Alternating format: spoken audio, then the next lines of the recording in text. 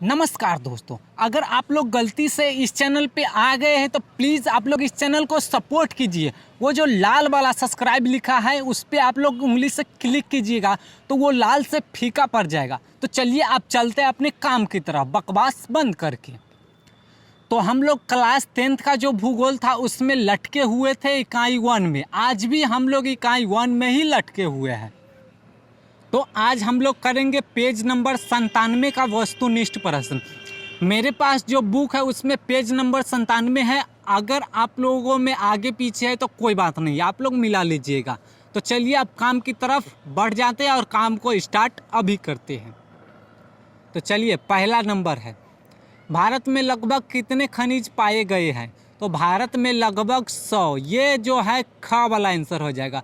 100 से भी अधिक खनिज पाए जाते हैं लगभग भारत में। तो यहाँ पे है नहीं, तो यहाँ पे 100 लिख लेंगे हम लोग, ख वाला आंसर, क्योंकि यहाँ पे अधिक तो नहीं है तो इसलिए 100 पे टिक कर लीजिए, ख वाला।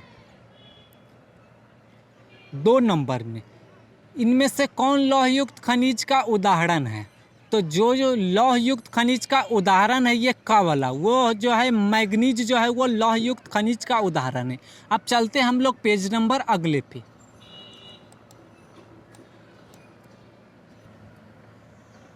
ये 3 नंबर में हम लोग आ चुके हैं।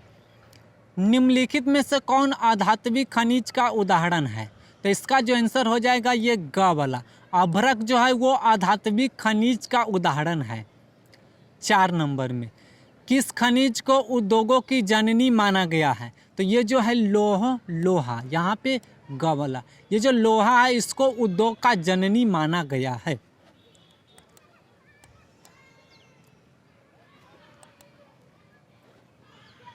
अब 5 नंबर में हम लोग आ गए।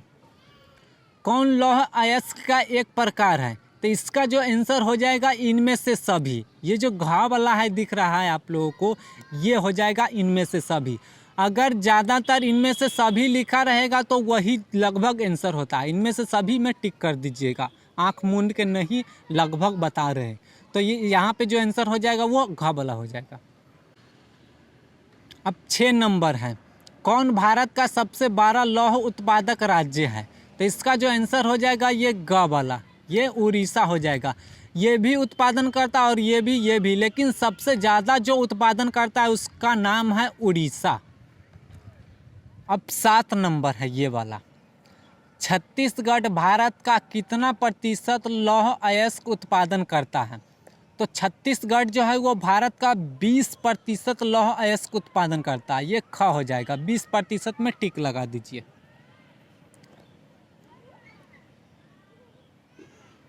अब 8 नंबर में, मैग्नीज उत्पादन में भारत का विश्व में क्या स्थान है? तो भारत का जो स्थान है वो 3य स्थान है मैग्नीज उत्पादन में।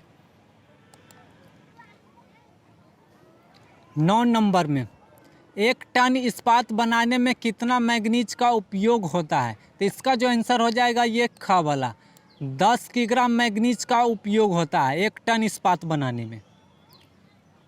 अब 10 नंबर है, उड़ीसा किस खनिज का सबसे बड़ा उत्पादक है? तो उड़ीसा जो है वो मैग्नीज का सबसे बड़ा उत्पादक राज्य है। एल्युमिनियम बनाने के लिए किस खनिज की आवश्यकता पड़ती है? तो एल्युमिनियम बनाने के लिए बॉक्साइट का होना आवश्यक है। तो एल्युमिनियम बनाने के लिए कौन सी खनिज चाहिए? बॉक्साइट।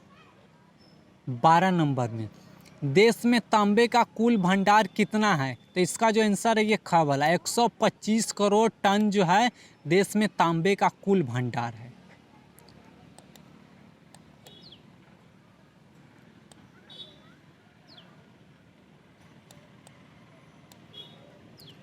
अब 13 नंबर में, बिहार झारखंड में देश का कितना प्रतिशत अभ्रक उत्पादन होता है? तो इसका जो आंसर हो जाएगा ये, इसका आंसर ग वाला हो जाएगा, 80%।